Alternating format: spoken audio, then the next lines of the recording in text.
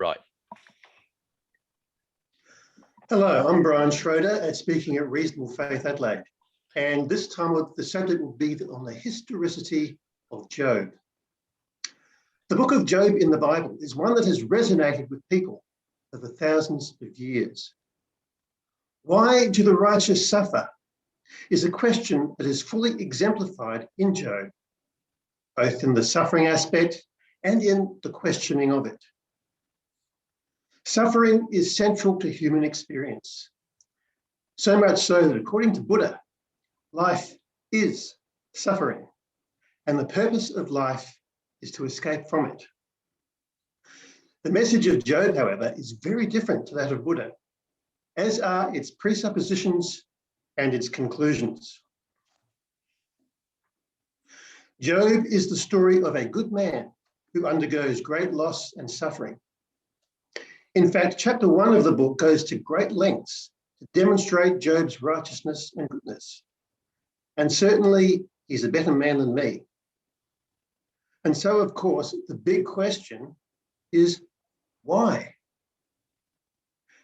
And there then follows 36 chapters expressing the question, reacting to it, and, as in all human things, assigning the blame.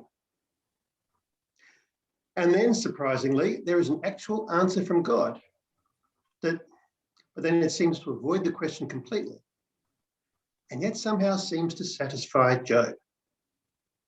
And finally, there is healing and restoration.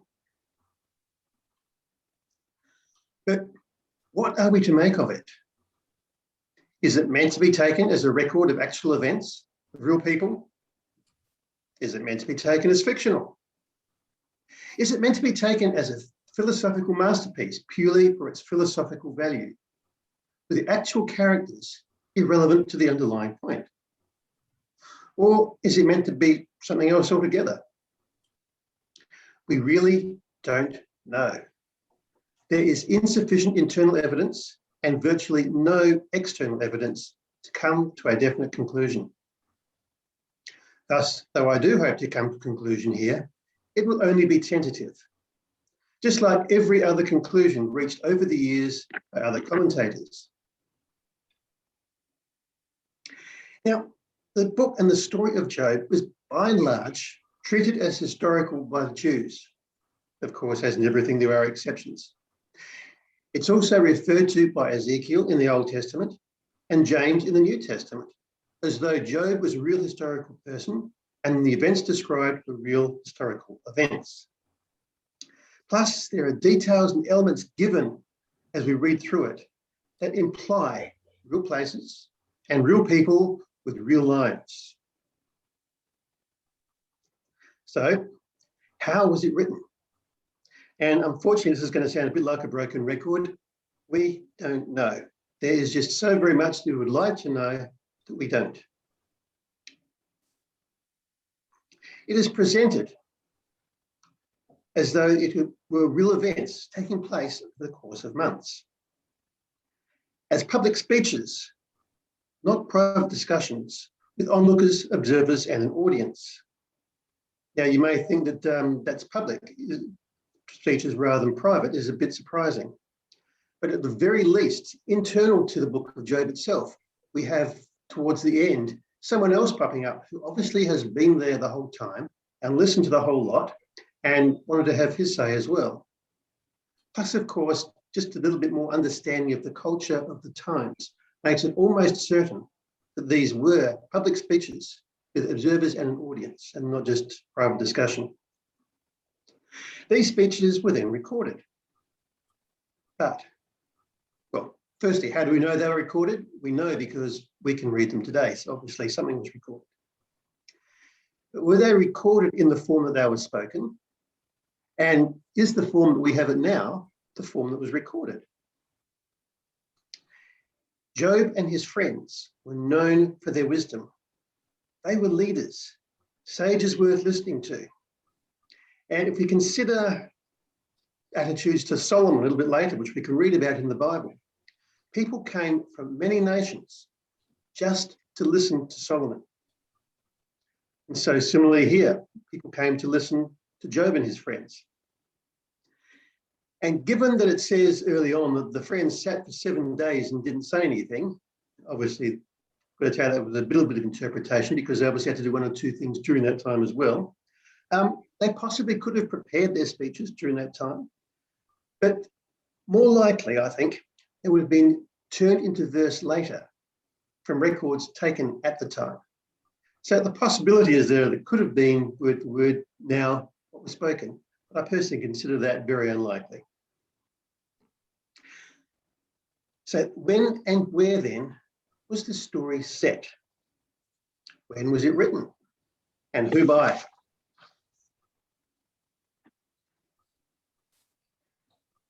Before we can really get into that, though, we need to just look at a few other little points here, and that is literature.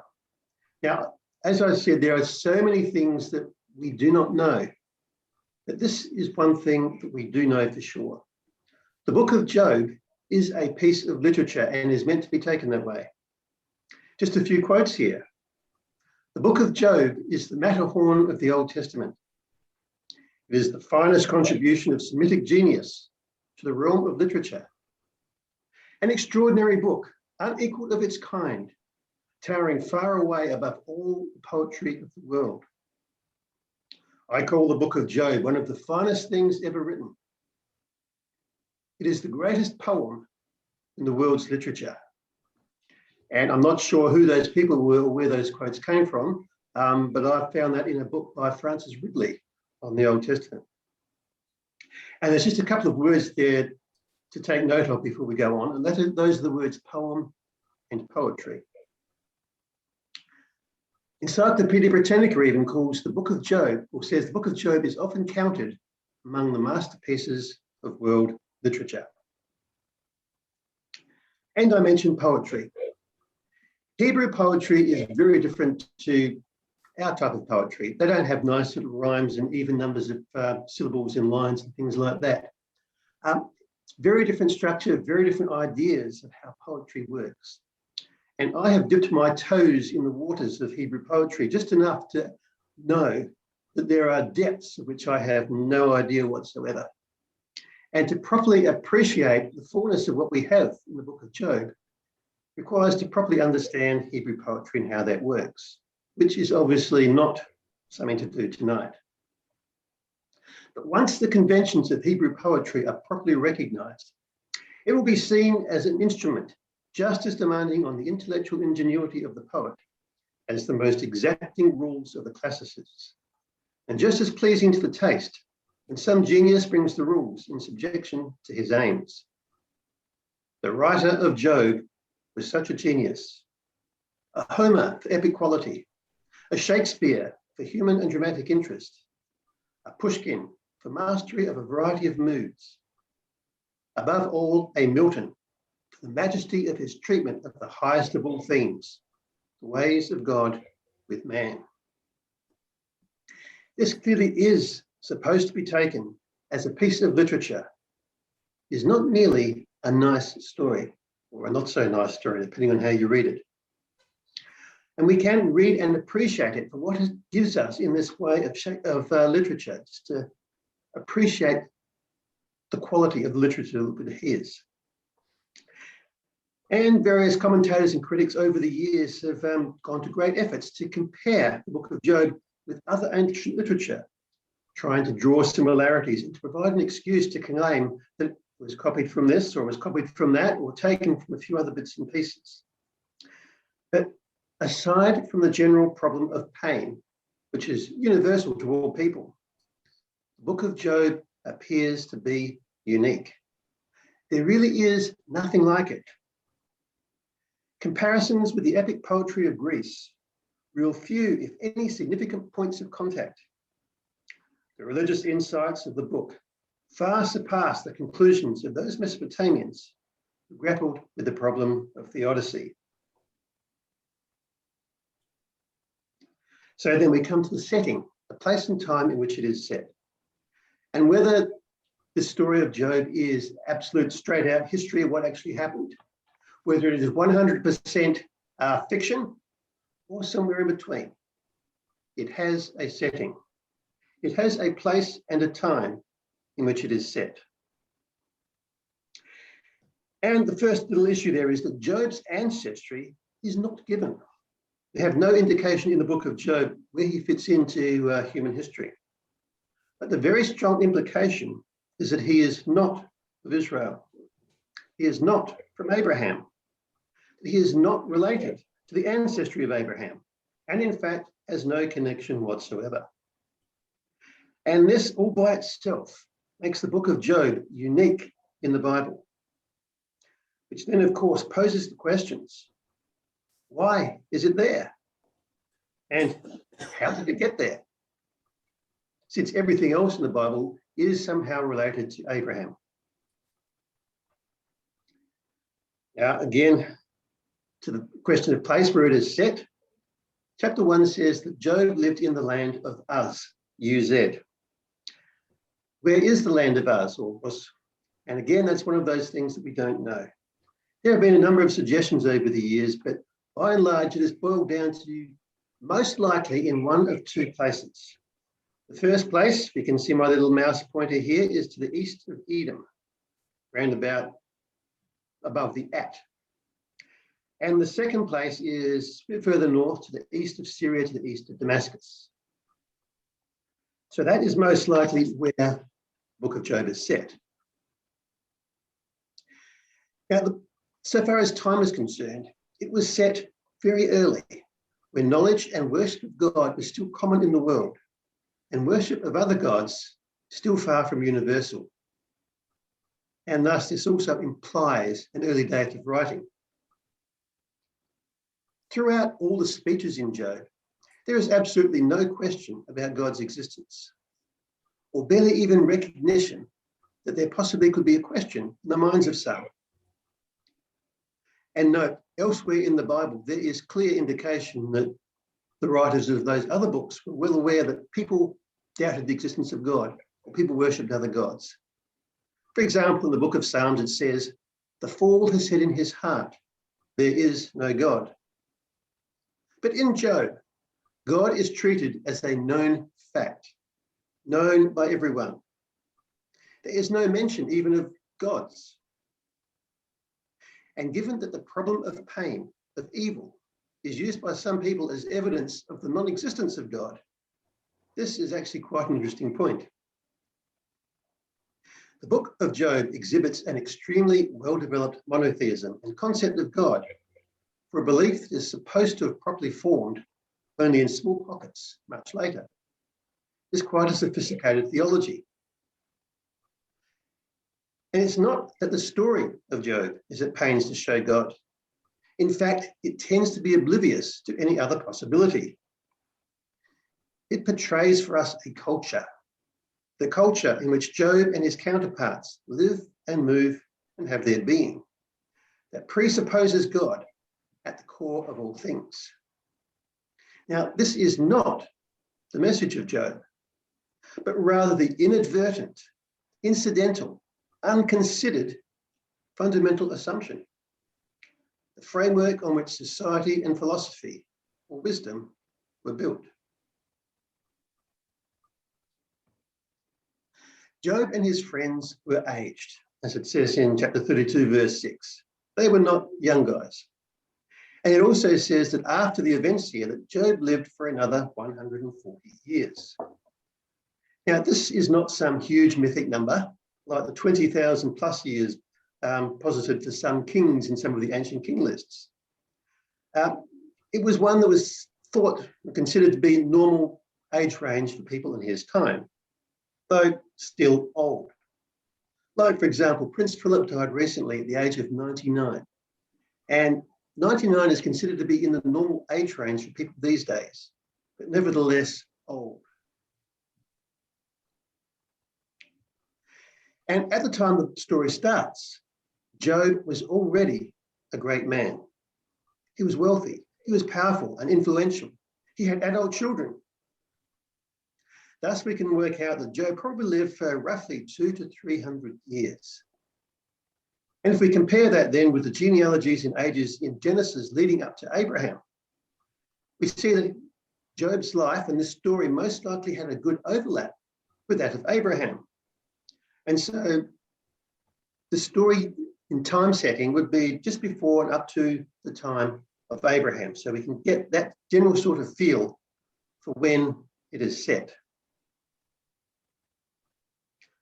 When then was it written? And there have been lots of suggestions ranging over a large period of time. In general, however, later dates all have major flaws, and most of them, or most indications, point to an early date, such that Job has long been considered the earliest written book in the Bible in its current form. And just one small item, for example, the Hebrew is old. And in fact, there are around 100 Hebrew words used in Job that are not known from anywhere else. And that unfortunately makes translation a tad difficult in places. Now, we can't prove antiquity from the language. Someone today could write something in the language of Shakespeare, for example. It is hard to think of a good reason for doing so, and even less in the case of Job. Even at the time the Septuagint was produced, those doing so did not know how to deal with these words. This suggests that by then, around about the 2nd and 3rd centuries BC, these words had already fallen out of usage so long before that their meanings had been lost. Even though in context, they appear to have been normal words in use at the time of original writing. Now, according to some Jewish traditions, the Book of Job was written by Moses. When I first heard that idea, that sounded rather outlandish to me, far-fetched. But the suggestion is that Moses discovered the story, or tablets, or whatever, while living in Midian, after he fled from Egypt and before the Exodus. So if you know the story, Job was growing up as a prince in Egypt, possibly in line to be the next Pharaoh, but then he did some things to upset the existing Pharaoh and had to flee for his life. And he wound up in the land of Midian, where he married the daughter of one of the local priests and spent the next 40 odd years looking after his father-in-law's sheep. And looking after sheep is not to do with fenced paddocks. It's leading the sheep around so you can find pasture for them. And over the course of 40 years, he probably ranged far and wide, finding pasture for those sheep. And so quite possibly, given that Midian would have been directly due south of Uz, if east of Edom location for Uz is correct, Moses could quite easily have gotten to that part of the world where Uz was, where Job had lived, and discovered maybe some of Job's grandchildren still alive, and the original written form, which he then took. And looking after sheep is not a particularly onerous job. He would have had plenty of time over 40 years to put it together in the form that we have now. And consider also that the Bible elsewhere refers to Moses as having been brought up in all the wisdom of Egypt, which makes this quite a feasible possibility. So again, if Uz was round about here and Midian to the south round about here, so it's quite feasible for Moses to have travelled just that far north and found it. But if the east of Syria location is the correct one for us, then that one isn't going to work so well.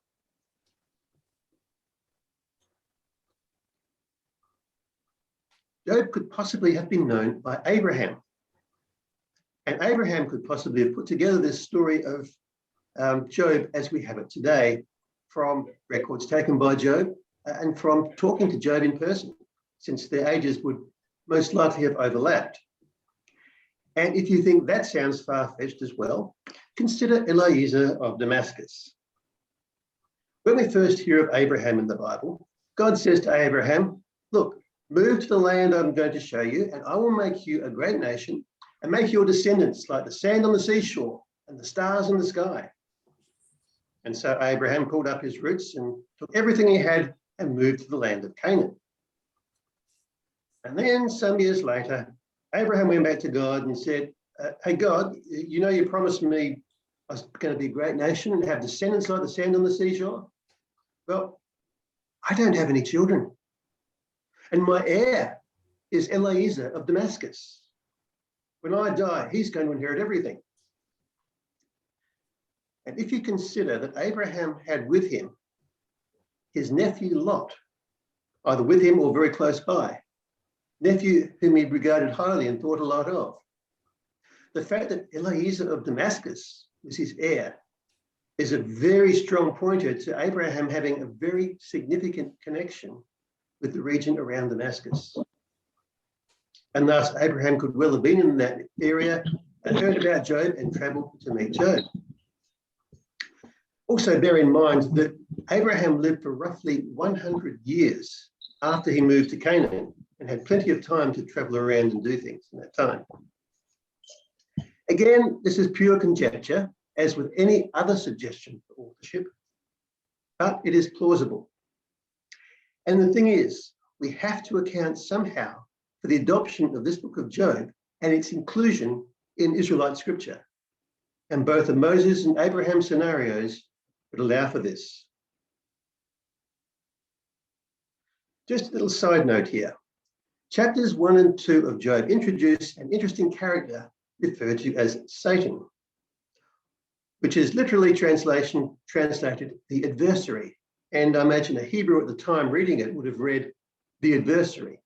But we have that transliterated today as Satan. And in fact, in the New Testament, that carries through as well, and is specifically referred to as Satan in the New Testament.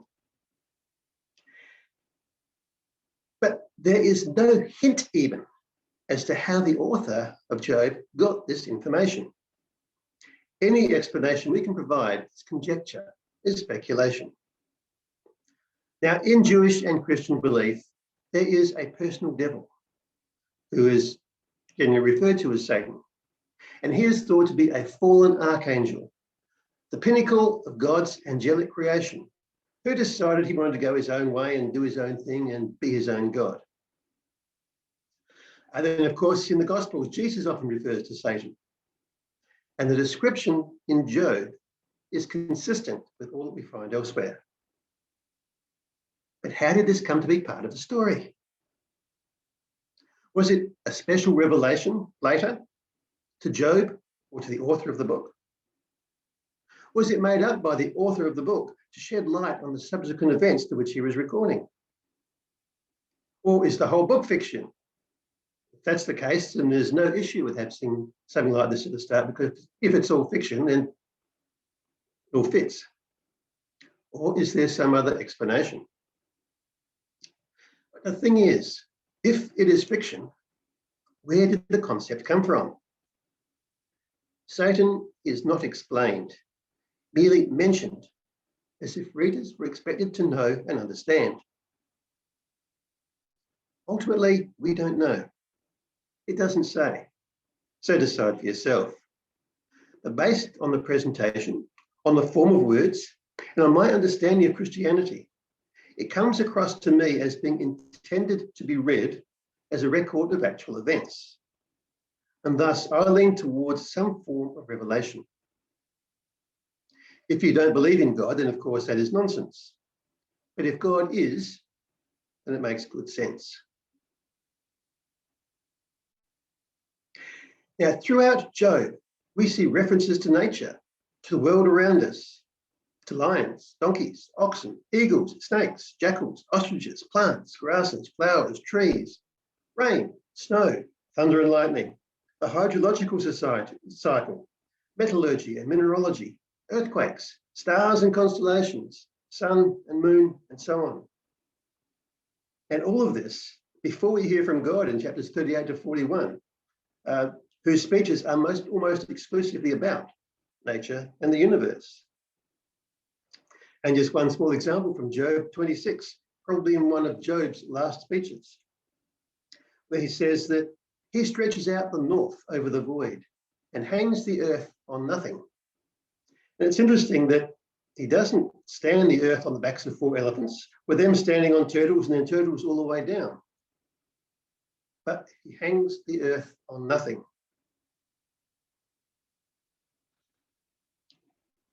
And God's answer to Job, chapters 38 to 41, was all about nature, about science. And the strong implication there is that study of the world of the universe, nature, of science is good and leads to and reveals God. And a couple of years ago, I gave a talk at a Reasonable Faith Adelaide on the Christian roots of modern science, in which I demonstrated that all of the people that we look to as the fathers of modern science, people like Kepler, Copernicus, Galileo, Newton, Faraday, Boyle, and others, they all based their science on this belief. And I think it was Kepler said that his purpose in science was to think God's thoughts after him. And also in 1 Kings 29, lost the chapter there, chapter 4, verses 29 to 34. This is a passage I alluded to earlier. It says, "And God gave Solomon wisdom, exceedingly deep insight and understanding beyond measure, like the sand on the seashore. Solomon's wisdom was greater than that of all the men of the East, greater than all the wisdom of Egypt. He was wiser than all men, wiser than Ethan the Ezrahite, and wiser than Heman, Calcol, and Dada, the sons of Mahol. And his fame spread throughout the surrounding nations. Solomon composed 3,000 proverbs, and his songs numbered 1,005. He spoke of trees, from the cedar in Lebanon to the hyssop growing in the wall, and taught about animals, birds, reptiles, and fish. So men of all nations came to listen to Solomon's wisdom, sent by all the kings of the earth, when they heard of his wisdom." And so we see here that wisdom, in their understanding, appeared to include the study of science, of nature. And this wisdom was sought out by others who came to listen and to learn. And so also others gathered around to listen to the famed wisdom of Job and his friends. Job was considered one of the wisest men of his day, and his three friends also. People would come to listen and be in awe at the greatness of their wisdom. And in their own words, as we can read in the book of Job, they had a very high opinion of their own wisdom too. And that wisdom included the study and knowledge of nature. They prided themselves on learning, on knowing how things work, what causes bring about what effects. Now, of course, this is not science as we know it today. They were far more holistic. For them, it covered everything, not just the physical, but also the spiritual, the relational, the behavioural, and so on. Wisdom was all-encompassing and was highly regarded in the world. And these four were regarded as among the best in the world at the time. And as I mentioned, they saw themselves that way too. But Job was totally unable to answer God's nature or science questions. He wasn't anything like as great as he thought he was. And for that matter, neither are we. In our own minds, our own reasonings, we see God as just like us, just a little bit more powerful. And we think we can see better ways that God could have done things. We're happy to give him advice. But to be confronted by God reveals someone greater beyond our ability to comprehend. He isn't someone we can take to court, as Job wanted to do. He is someone who transcends all that we know. And yet, he still cares about us.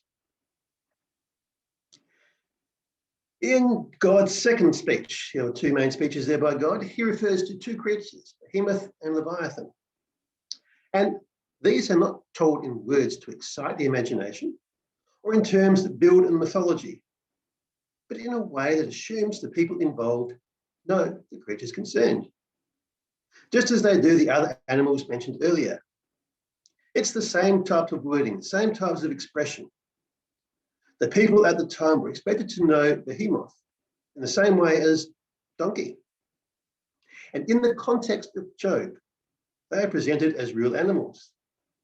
And in fact, in chapter 3, towards the beginning of Job's first speech, he mentions Leviathan in passing, just in passing. Now, Leviathan in the Septuagint, in the Syriac, and in the early Arabic was actually translated with the same word that is used for dragon, which is interesting. The thing is, the description of both of these animals doesn't fit any known existing animal. And commentators over the years have gone to great efforts to try and work out what animals be referred to here. And for example, for Leviathan, the two most popular alternatives are crocodile and whale. But if you think about it, crocodiles and whales are very different from each other. And that kind of suggests that any such identification is weak at best. And Leviathan is also mentioned elsewhere in the Old Testament too. According to Wikipedia, Leviathan was a mythical creature with the form of a sea serpent and was equated with similar creatures postulated by many other ancient mythologies. And so if we consider then the wider usage of the concept, maybe Leviathan in one language, something else in a different language, was it merely a gross exaggeration of a well-known creature, for example, a crocodile, by many different people in many different places? Was it a single story made up once and then spread very widely via some form of ancient YouTube or Twitter? Was it a very similar myth created independently in many different places and cultures? Or were they real creatures, experienced then by the people there, but now extinct? For example, something like the Tasmanian tiger or the dodo is thought of today.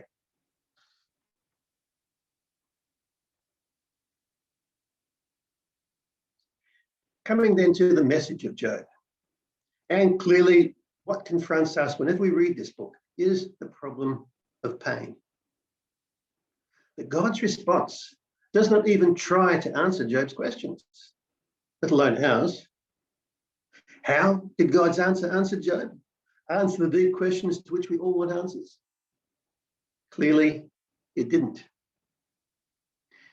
But it showed that no matter how big we think God is, he is bigger, greater, surpassing us in every way more than we can ever imagine. And thus, this also implies that he is not unable to act, to do, and to resolve whatever issues we may happen to have, such as Job's suffering and pain, for example. Now, we think we are so smart.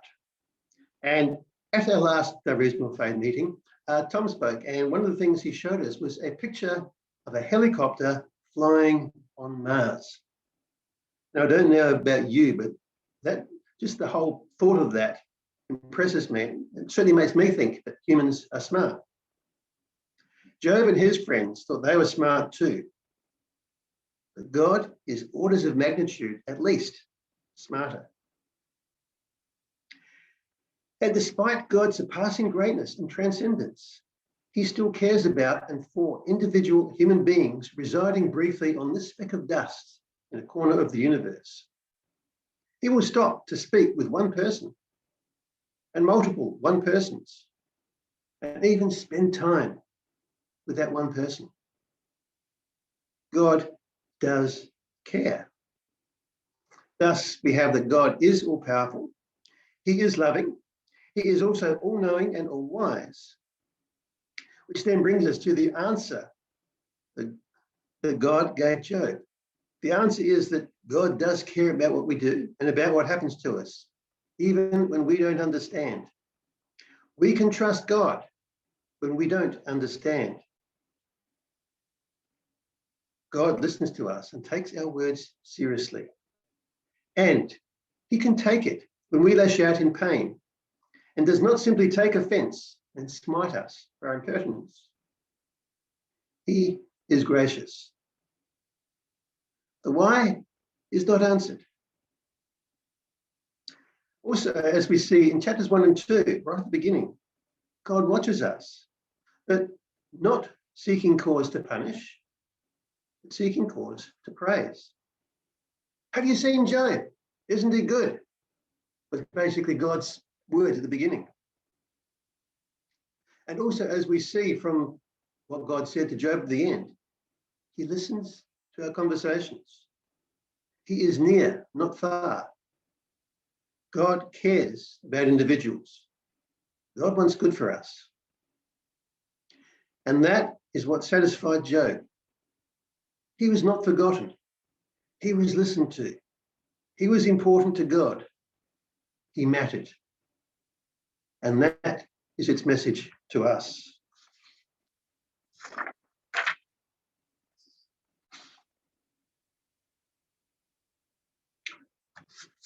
Now, as I mentioned earlier, a definite inclusion in any direction is not possible so far as the historicity of Job is concerned.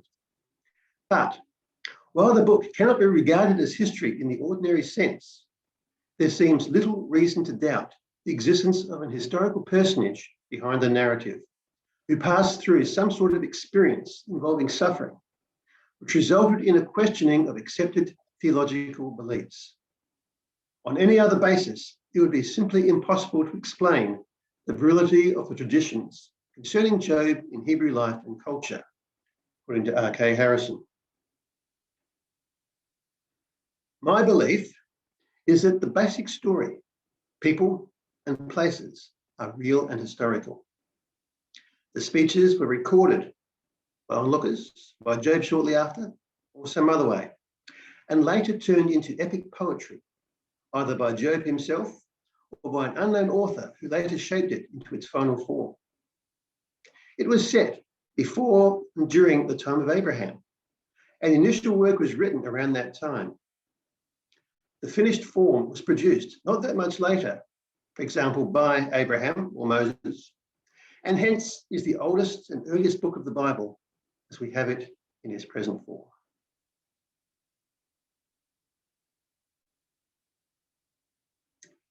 And that is... Okay, please feel free to unmute your microphones for the discussion. And initially, I'll just go through the chat. Mine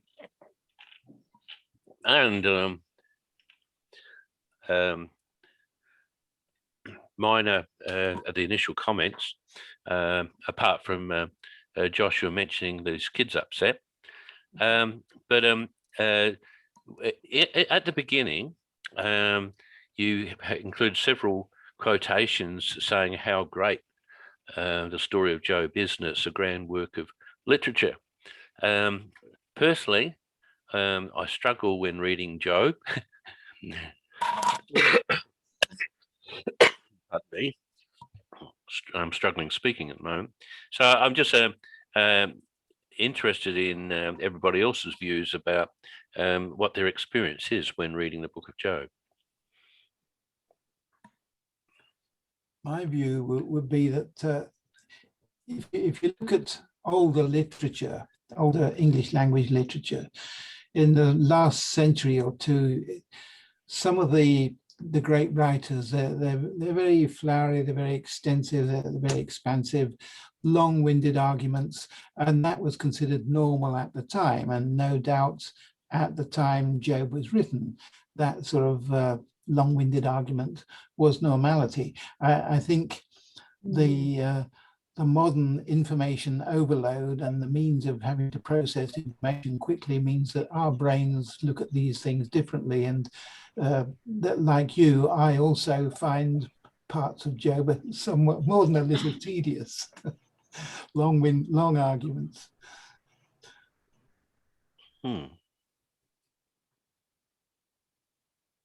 Hey, Jeff, you'll need to enable your microphone. Now, I found Job a fascinating book, and I've read it over many times, right through. It actually does take considerable effort to read it and really feel like, well, I understand each part of it. You know, if you've had the problem of, first of all, the archaic language of the King James Version, for example, which you need to, some good modern translations can help. But even then, you know, it's been, as Brian's pointed out, a lot of the words, even in Job, are very unusual words and things like that. So I have been helped by reading some commentators on Job, and in recent years I've read a couple conservative ones which suit me. And I have been very much helped by them to understand the whole argument, what it's about. And I think it is a very important book. It really is. And it really, the arguments that are presented are very significant too, and what it's all about. So it's hard to sum up in a couple of sentences, but I think the story of a person who's righteous and suffering, one of God's people suffering in the way that Job suffered, is pretty hard to take, and I don't like that. But the actual story and what comes through, and in the end, is very significant, and I find satisfying. I'm quite sorry, just a brief comment. You mentioned you read conservative commentators. Yeah.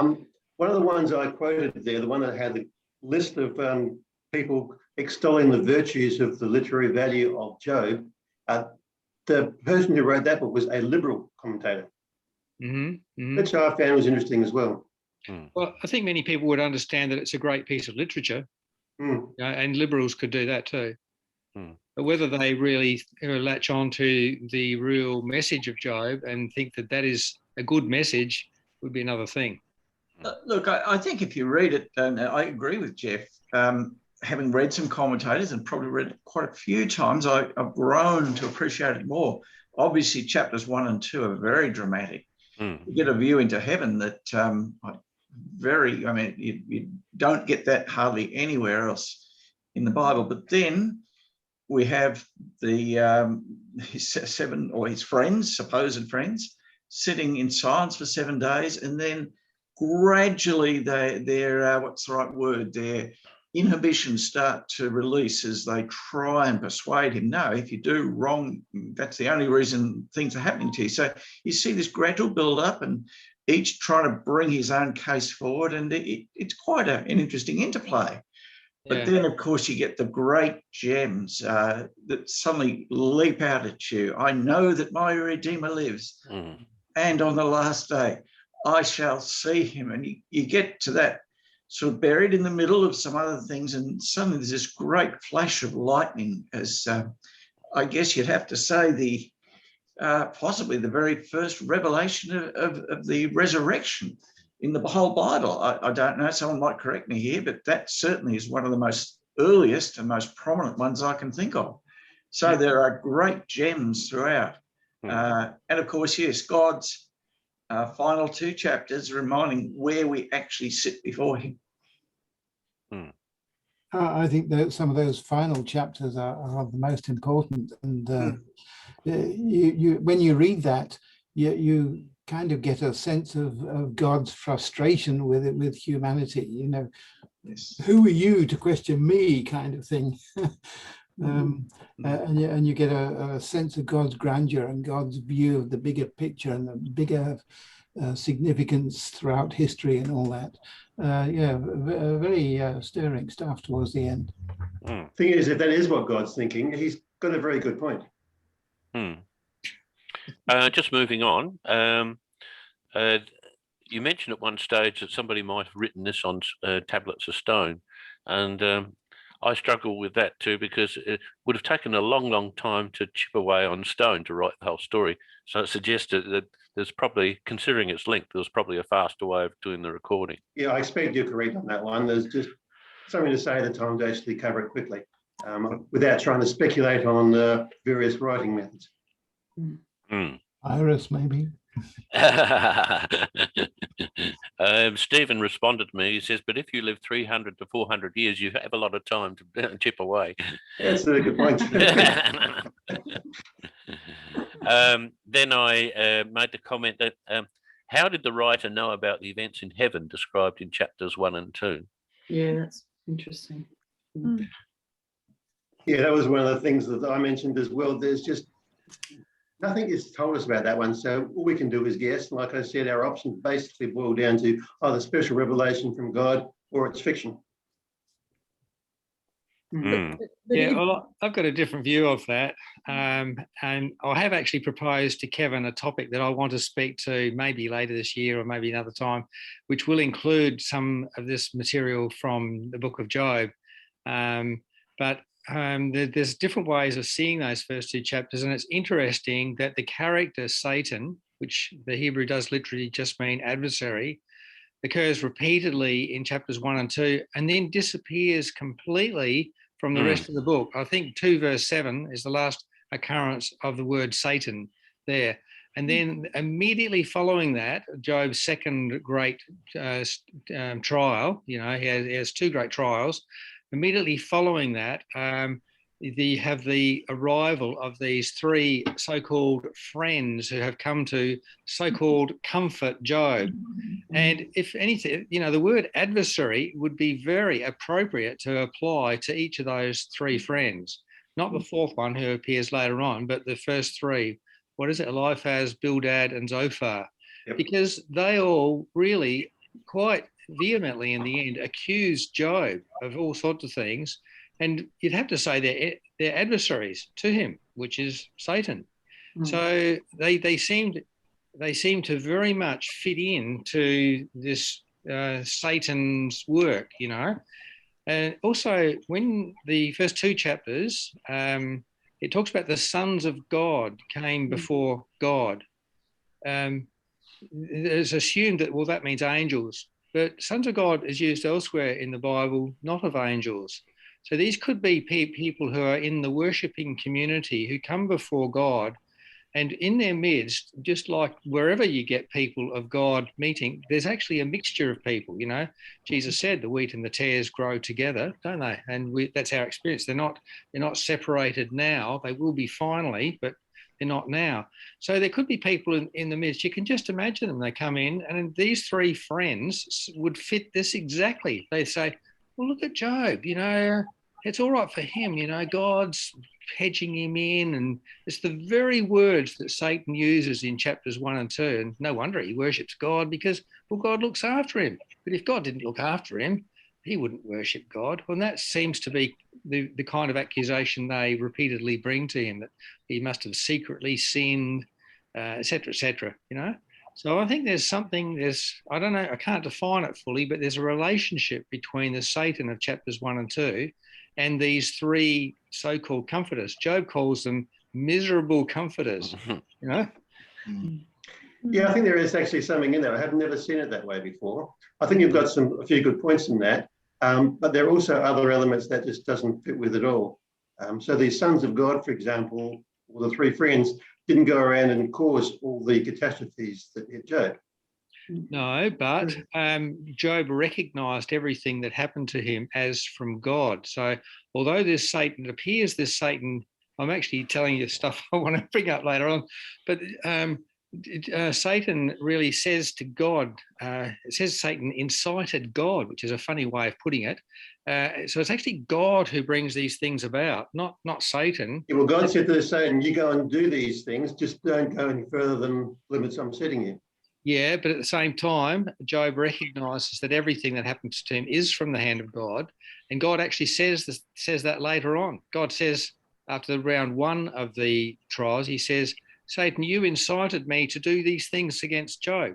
So the power is actually in God's hands. God actually brings, God directly brings good, and he brings bad things into Job's life for a certain purpose, but it's actually provoked by this satanic thought. So I think Satan's responsible for the thoughts and the suggestions, and God actually does the action.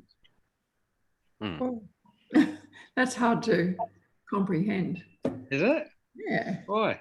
Well, I'll have to tell you more about this when I talk later on. It's definitely another study. Yeah. I find especially the beginning of Job quite troubling, from in the context of he's got a family, and he's obviously been living for a long time, respected person, loved by God, and that God would take that all away from him, and then he's expected just to move on with his life and create another life, which he does. But to me, life is sacred, and I know God believes that. So the relationships that he had aren't to be dismissed. And I always, it's probably one of those books that when I get up there, I'll be saying, come on, talk to me about this and let me understand it, because I can't. To me, God while he has lots of facets of his character, he's a God of love. And I don't see him saying, right, well, we'll put Job through all these tests. I mean, Job was a remarkable person, and I don't see anyone else being put through these types of trials that Job is. So I think it's one of those, I can't think of the word now, but it's one of those unique situations. But being that as it may, I still find it troubling that you understand what I'm trying to say? The whole situation. Well, I asked myself a number of those questions too while I was preparing this. Again, Job's did well, an extreme Brian. case. Yeah. Job's an extreme example. Yeah. Everybody who belongs to the Lord, who's what you might call of the righteous, experience trials. They do, yeah. Where do they come from? God does everything. Good, and, Job says, shall we receive good from the hand of God and not evil? Yeah. Don't some people make a distinction, though, between permission by God for Satan to do things and commission, actually God doing the evil himself?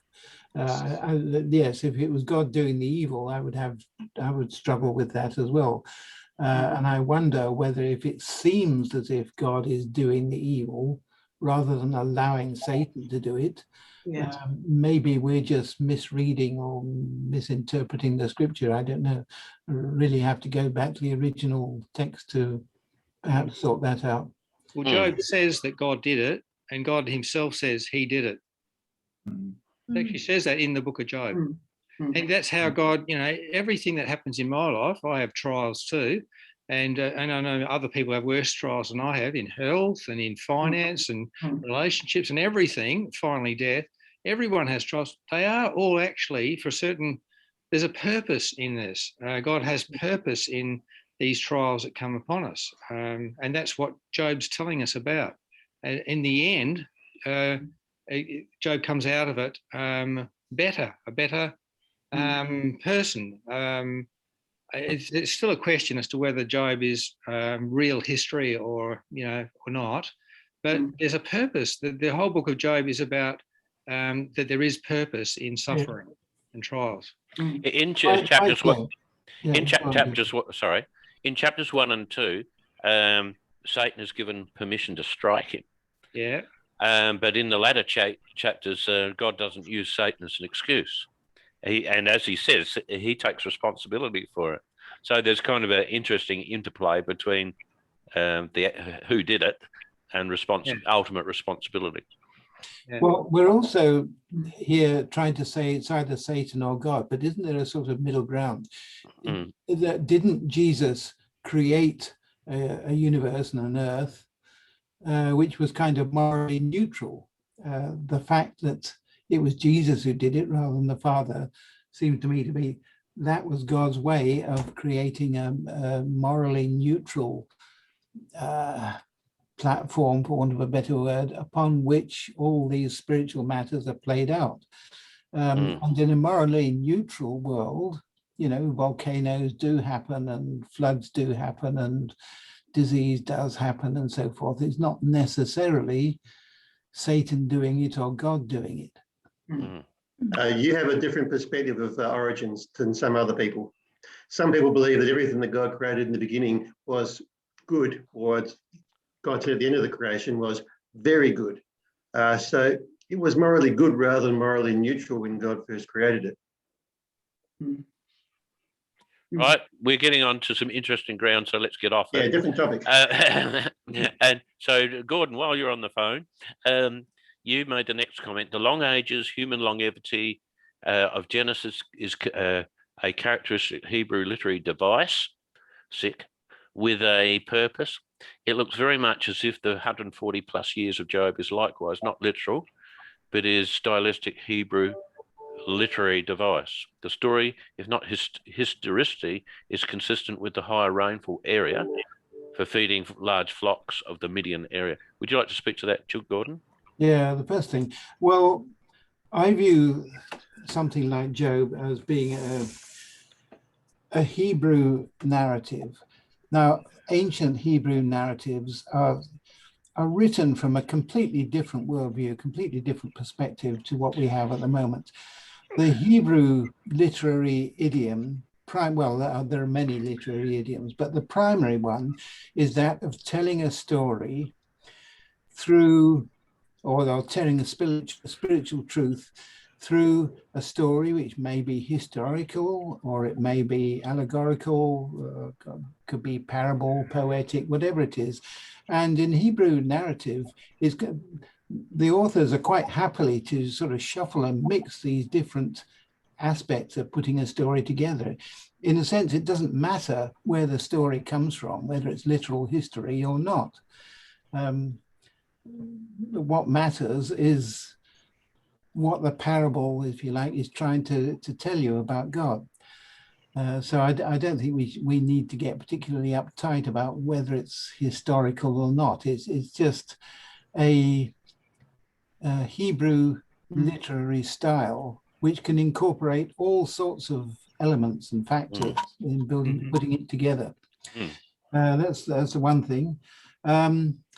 Yeah, the long ages in Genesis. Now, I mean, as I see it, all these long ages, when you actually tabulate them, put them together, they're decreasing ages from very old to unbelievably old, nearly 1,000 years. And they gradually decrease, and eventually they get down to something which is historically plausible. Now, it seems to me that the writer or writers of those early parts of Genesis had a problem. How to relate the original chapters of Genesis, which is allegory, to the later chapters of Genesis, which are history, and how to write that narrative in such a way that it maintains a sense of continuity. And the way they do it is by decreasing the ages of the characters in the allegory until it gets down to something plausible at the time of Abraham and so on. And that seems to be, again, a typical Hebrew way of telling a complicated story, and that, the creation is, and all those first 11 chapters of Genesis are a very complicated story. It's putting in a nutshell the whole of the Bible, basically. So when we look at 140 years of Job after these events, and he was quite old even before these events, we're looking at hundreds of years, which is physically impossible. But I don't see it as the authors trying to indicate a literal 140 years. Everywhere you go through the Old Testament and even some of the New Testament, you see ages written in sort of chunks, like Moses, his life was in 3 chunks of 40 years, and so on. 40 years is a sort of nominal chunk of history, as it were, a part of a person's life which is coherent. It doesn't necessarily mean literally 40 years. It's a formal literary device. And likewise, 100 years. They may talk about a century. It doesn't necessarily mean exactly a century. It's just a long period of time. 140 years, a long period of time, plus a nominal generation or something like that. I can read that quite happily, not taking it literally, just taking it as a long period of time in the Hebrew literary way of telling a story. That's all it is. Well, I'm sorry, it's not just Hebrew. You go to, I think, look, I'm quoting Clifford Wilson here, an Australian archaeologist who spent a lot of time, he's dead now, who made the point there are records from Erech, I think it is, one of the other cities mentioned way back in Genesis, where there's a similar pattern, very long ages, in fact, much more than the Bible, and then shorter ages after a nominal flood account that seems to at least match that. And then the other thing is, even today, I'm not a biologist by any means, but as I read those who are biologists, they said there's a proliferation of mutations, a bit like just as in the physical world, entropy means we're gradually going into this great heat slow down, second law of thermodynamics. So the human genome is gradually disintegrating as we combine and the mutations spread, so that our well, we can see it in dogs. If you breed a certain pattern, certain dogs, they become very ill and so on. And that's happening in our universe as the mutations are spreading. So, as I say, just the second law of thermodynamics, I believe mutations are gradually affecting. Yes, medicine is, of course, counteracting it, but at the same time, the basic human genome spread is, or the human frailty is coming because of these mutations and now spreading as we interact. Stephen, you're trying to make the case that the human genome is gradually degenerating. Yes. Now, what is actually happening is that the DNA structure is accumulating junk DNA as it goes through the generations. And we have, in fact, there's more junk DNA in our genome than there is actually useful stuff. And yes, this happens, and sometimes it causes diseases, but mostly it's just there. It doesn't mean that our genome is degenerating in any way. But the point about aging is it's not to do with the genome, it's to do with regeneration of cells. Now, as you continue to live through life, your cells are constantly regenerating. Each time they do so, at the end of the DNA, there's what's called a telomere.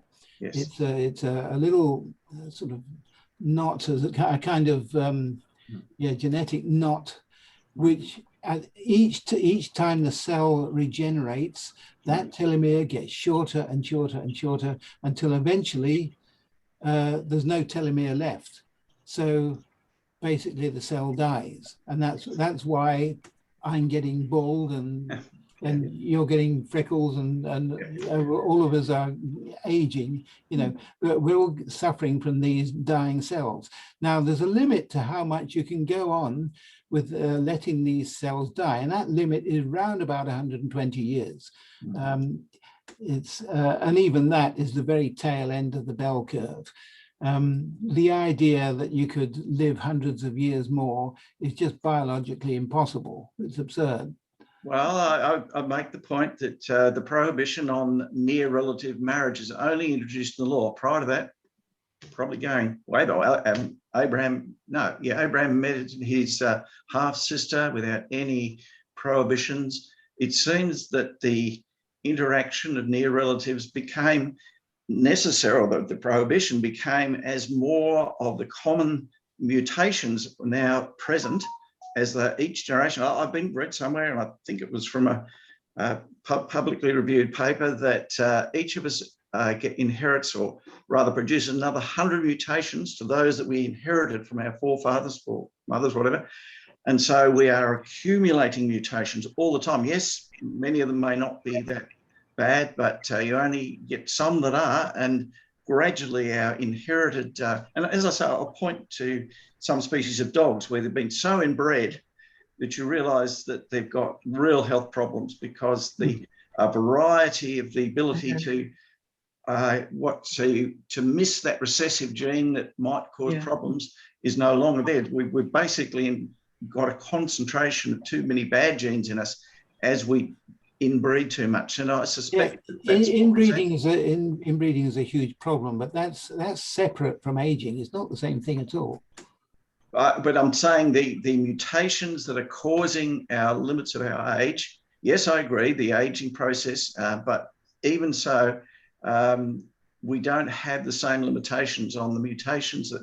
I mean, aging is part of the process, but there are other things that are in us that cause, I might get cancer. My dad died of dementia, which is probably due to the plaque that was in the cells and the neurons in his brain, which was probably inherited from his ancestors.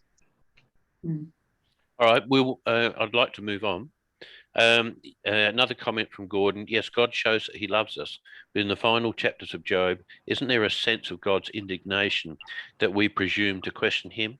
Who are you to question me? So, Gordon, would you like to talk on that? This is really the sort of rounding off argument of God. Basically, God created us. He created space and time. He is beyond space and time. His perspective is incredible. It covers the whole of time and the whole of space and the whole of creation. It is something beyond anything we can possibly conceive of. And then Job and a few others, and well, all of us asked the same sort of question at some sort of time, why does God allow terrible things to happen to good people? Mm. And basically God's argument is, who do you think you are? Do you have my perspective? Of course not. Surely you're that much, you get a sense of God's frustration at our impudence, really, in trying to answer a question which is way beyond us. It was one of the things that I tried to point out a bit there too. And yet, even so, as I suggested, God does not smite us for our impertinence. In Job's case, so far as that's in the book, he actually stops and spends time talking to one man who had been asking these questions and making these accusations against God. He stops, spends time just with that one person talking with him, and makes clear to Job what you just said, that God is an awful lot bigger than we are. And in fact, if we try and think as big as we possibly could, he's an awful lot bigger than that too. Exactly.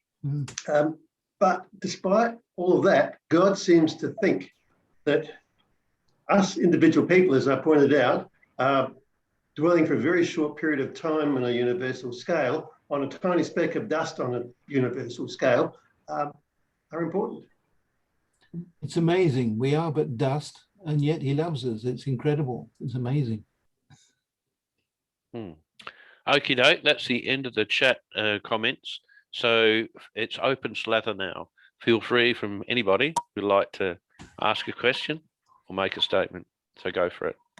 I do suggest that you unmute your microphone before you speak. Not compulsory. Oh dear. Well, personally, I do think that Job is a fundamentally historic character, but at the same time, I recognise that the book is a great piece of literature, and it is a large part of it is poetry, Hebrew type poetry, to be sure, not English poetry. But the way the speeches go in cycles, like they do, and with the three friends in turn speaking to Job, and then Job responding to each one, and then it goes through another cycle, this sort of thing. There's lots of things about it which look stylized. And I kind of think of it, it's somehow like Shakespeare writing a history of, let's say, for example, Julius Caesar. Now, when we read Shakespeare's Julius Caesar, do we think that Julius Caesar and Brutus and the other characters in that, Antony and so on, actually said those things? Well, of course not. For one thing, it was a different language. But even apart from that, did they actually say the very things that Shakespeare is saying that they said? Well, I don't think so.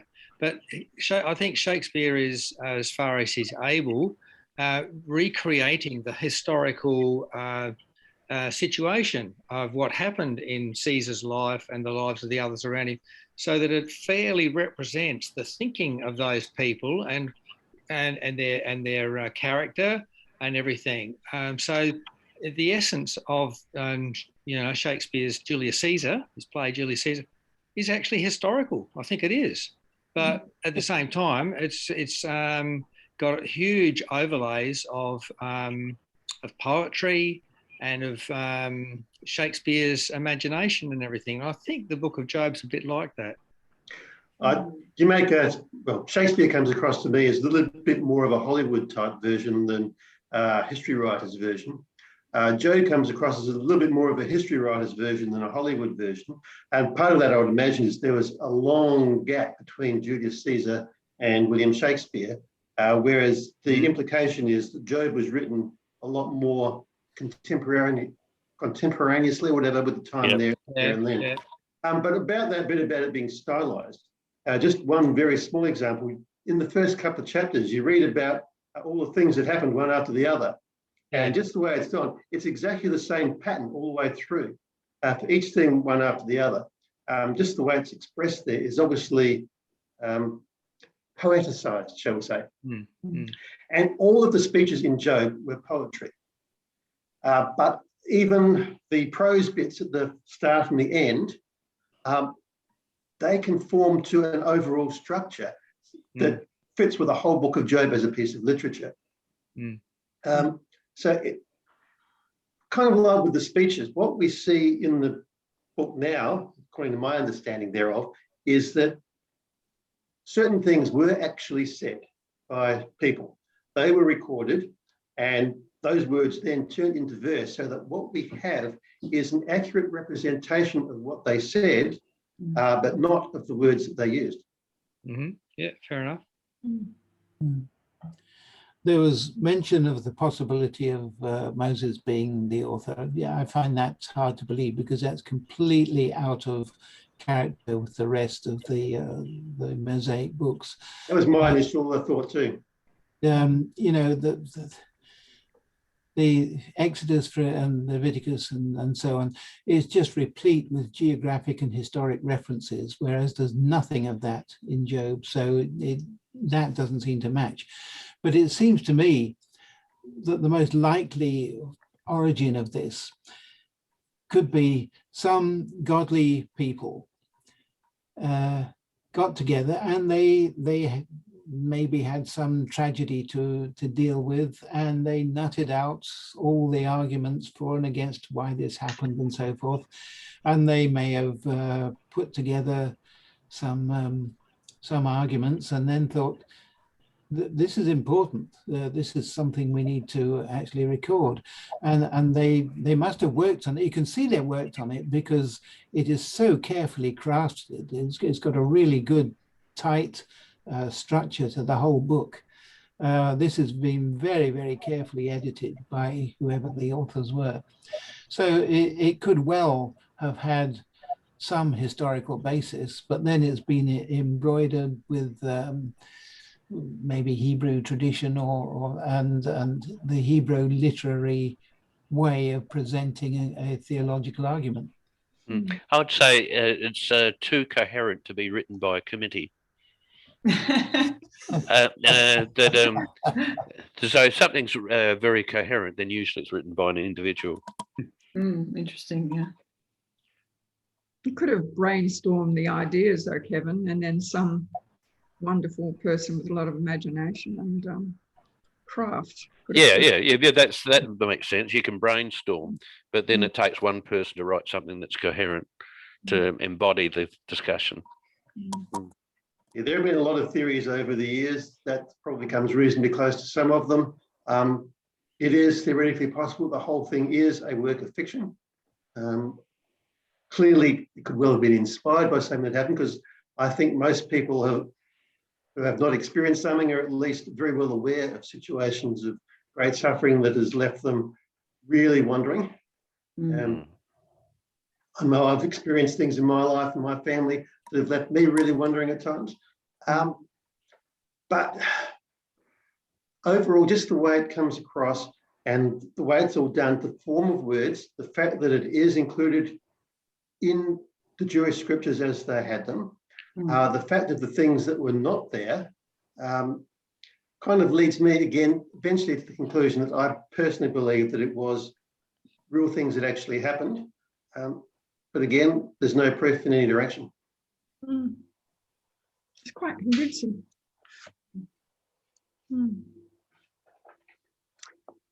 But some examples, there is no mention of any of the sorts of things that we find elsewhere in the Old Testament, for example, about law, about temples, about particular priestly classes, all sorts of things along those lines that you would expect.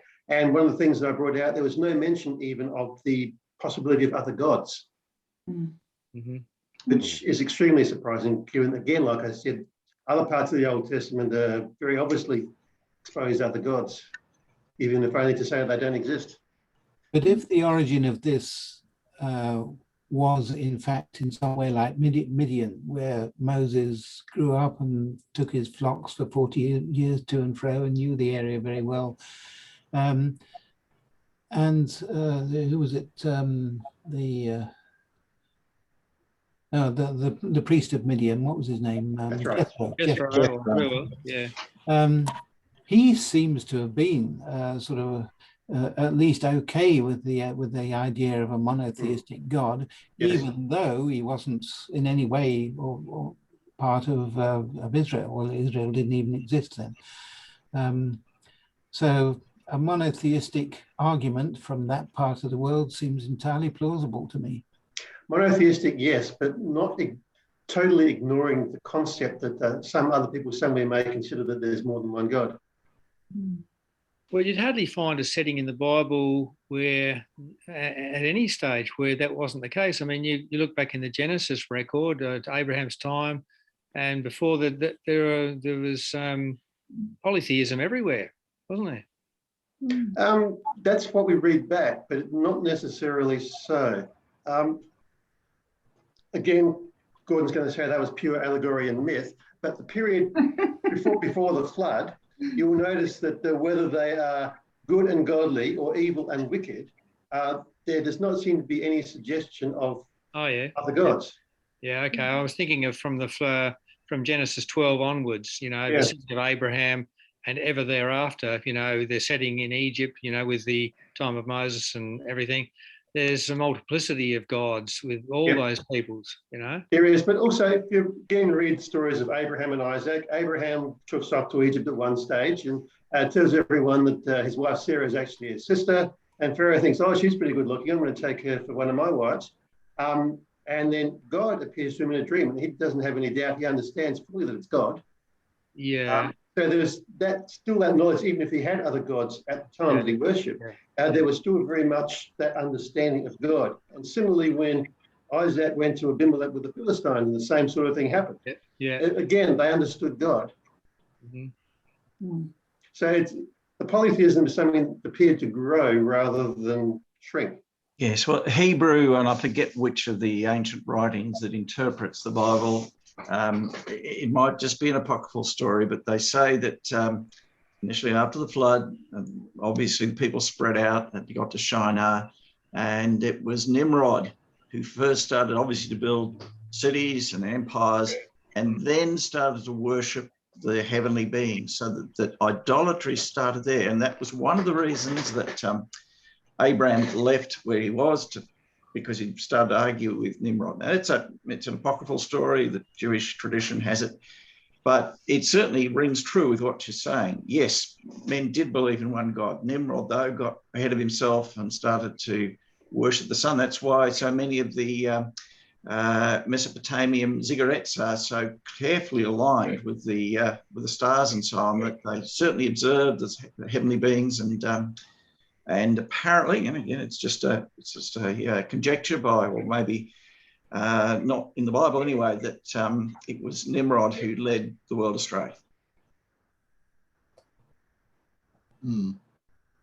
I do find the Book of Job a reminder of really how much we need God, because if someone like Job, who was such a righteous person, couldn't make it over the line, then the rest of us really desperately need God's grace.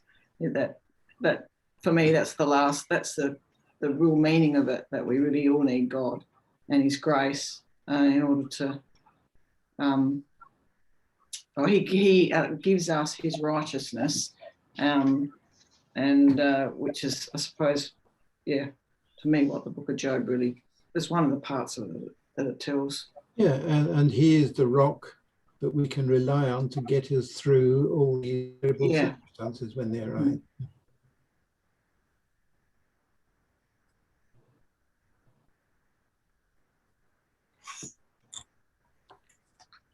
Right.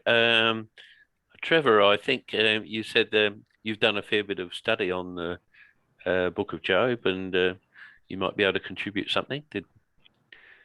Yeah, that was very good, Brian, your points. For quite a few years now, I've been building up a bit of a file on Job. My comments, in addition to what's already been said, would be to Brian. Are you aware of a Jewish tradition that Job is actually named in the Bible as Jobab, the youngest son of Joktan, Joktan had 11 sons, and the last one is Jobab. And there is a Jewish tradition that that's actually biblical Job. So he's actually part of a very early family that were quite prolific in the Middle East as builders. And that raises, so that's my first point. I hadn't heard that one before. That's interesting. Well, Trevor, Sorry. which genealogy, where does that in Joktan the, actually fit in? you know how we've got Eber and Joktan very early on after the flood? Is this in There is a Genesis genealogy 10? there with dates. So you can put a date on Eber and Joktan's around the same time. Now, if that is correct, it throws him back a lot earlier than Abraham, and my date on it is around about 2230 BC. I also have a date of his time frame as about 240 years. I don't accept the argument that he can't live more than 120. It's quite possible and very easy for him to do that. But he does, with those dates, exist at the time of the birth of Abraham, which I have as round about 2000 BC. So Job is part of the post-flood world, and he lives right through to connect to the Abraham period. That's on that. But I'd be interested, Brian, whether you came across that Jobab reference, because there's something linked to a Septuagint reference that does hint that there is some possibility in that idea. Actually, can I I just... have heard it referred to as Jobab, but not with that particular reference before. That one was new to me. Right. The text you're referring to is in Genesis 10, which is commonly called the Table of Nations after the flood. And it's about Genesis 10, verse 26. It says Joktan, and just before that it mentioned Eber, like you were saying, in verse 25. Two sons were born of Eber. One was Peleg and the other was Joktan. That's the... Yeah. Okay. So being an architect, my interest is also in the fact that in the descriptions of Job, he mentions something that could be interpreted as the pyramids. So the question you got to do with the biblical dates is, can you relate it to the archaeology and harmonize archaeology with biblical dates? And there is also the belief that the time frame is actually the 4th dynasty in Egypt. And as you know, they were into the early development of pyramids. And hence the time frame of that period in 4th dynasty can be correlated to some of the biblical dates. There are other sources that are a bit more controversial on this question, but one of the theses is Job actually traveled widely, having lived a long time. Eventually, he ends up in the land of Uz. And I've been to Jordan, and I have researched a very interesting site to the east of, in the eastern part of Jericho, called the Azraq Oasis. And Azraq and Uzraq have similarity in expression. And the archaeologists have found a lot of remains of early bronze settlement showing that whole oasis, which is now a desert dust bowl due to mismanagement, actually supported a huge nomadic population. So all the numbers we get with Job, with camels and sheep and so forth, is quite possible in that locality in the time frame we're looking at in the early bronze. Okay. So that I have found of interest. Going back to the comments earlier about the text, I believe the original text is first-hand, and Job would have had a scribe. He's a wealthy man. He would have recorded possibly on skins statements that eventually got passed down. And it's not just Hebrew culture, it's well known in other Middle East cultures. For example, even Islam promotes Job and his writings in their understanding. But along the way, and this is the big debate about where some of the geographical sites are, is there was a requirement every so often to change some of the geographic references to make sense to the readers of the time.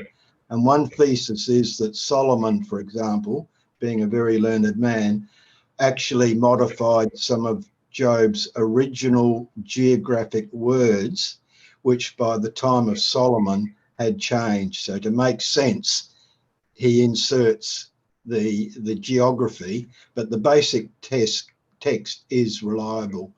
That's the position that I take. It's a historically reliable book, and its geography is reliable, but the names did change. And there's another thesis, I think, that Ezra did the same thing with some of his edits much later again. Trevor, you mentioned pyramids being mentioned. Where does that come in the Book of Job? I don't have it offhand, it's in my notes somewhere, but there is a reference to the sepulchres of that the Egyptians build, the sepulchres of the dead. There's a suggestion that pyramids can be read into that as a monument to the dead. Yeah, I'll be careful about what you can read in as opposed to what you can read out. I know that, but all tonight, everyone's giving their 2 bobs worth on what they read into things. But I will get that if you're interested, Brian, and send it to you, about that idea of the pyramids. I'd like to know that too. Thank you. Just on the Great Pyramid as an architect, what fascinates me is the workmanship, the geometry, every aspect of that is right there very early in the 4th dynasty, and afterwards all the pyramids that follow are poor copies, poor workmanship, not the same sophistication, showing that the intelligence was there in the early families coming out of Noah's Ark. They're very intelligent people, but over time you can actually lose information and lose technological ability. So the Great Pyramid is a great example of starting high and ending up much, much lower down the track. Right.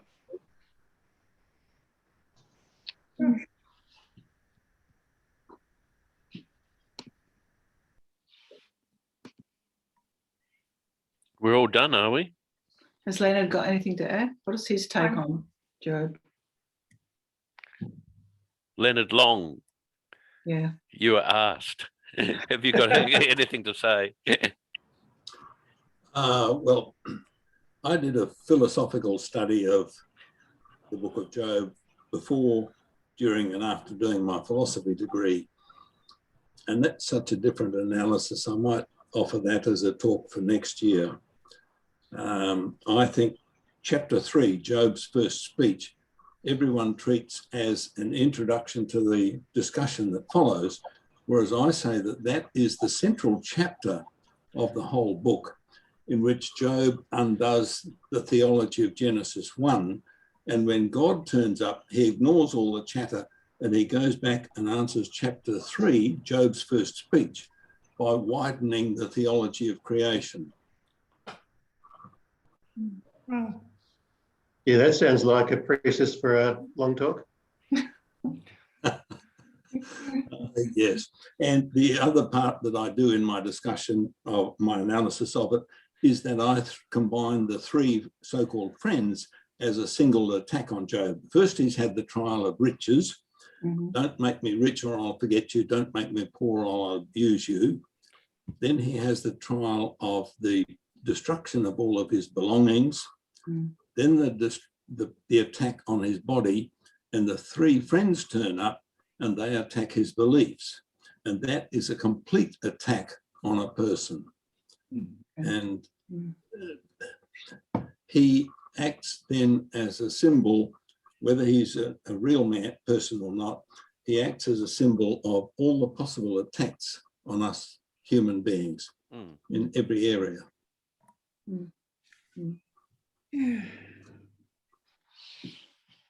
Thank goodness life's short. Yeah, I'm sure Joe handled it an awful lot better than I would if I'd been in his place. was almost chosen to handle it, wasn't he? He Yeah. was, yeah. Well, that's an interesting way of kind of looking at it, Yeah. saying these are a list of ways in which you'll be attacked, so you're actually aware of them. Yeah. Mm. We're supposed to put on the full armour of God anyway, aren't we? Mm. Of course, in Ezekiel, more than a millennium later, we get God using Job as one of the examples of 3 righteous men. Yep. Now, I don't know if Daniel was actually, he was mentioned, and it's hard to perhaps take that a guy who was living at that time, but even so, Job is right there amongst the 3 most righteous men. I think the conclusion is often that is a different Daniel. Is he mentioned in the New Testament by anybody? Job is in the book of James. Yeah. Okay.